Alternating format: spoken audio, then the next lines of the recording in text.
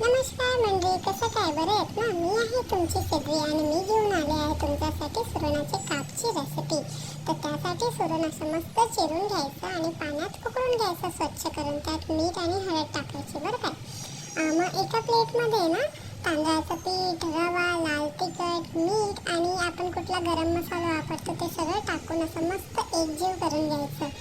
एका साईडला ना पॅन गरम करायला ठेवायचं गॅसवरती. त्यात थोडंसं ऑइल टाकायची आणि त्यानंतर हे जे आपण सुरणचे काप केलेत ना ते असं मस्त कोटिंग करून घ्यायचे या मिक्सरमध्ये.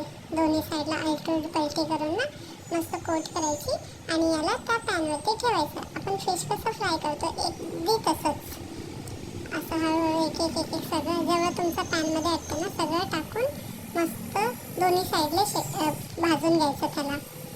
बघा आमच्या पॅनमध्ये एवढं आलं एकदाच. तुमच्या पॅनमध्ये किती येतं त्या हिशोबाने तुम्ही करा.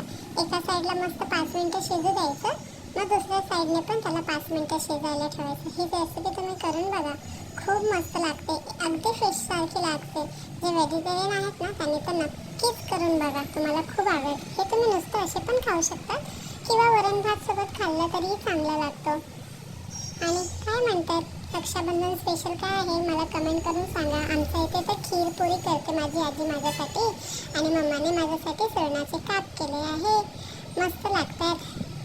तर चला, रक्षाबंधन सेलिब्रेट झालं तुमचं तर ही रेसिपी नक्कीच करून बघा आणि मला कमेंट करून सांगा तुम्हाला माझी ही रेसिपी कशी लागली. हे बघा छान दिसतात ना, मस्त करून बघा.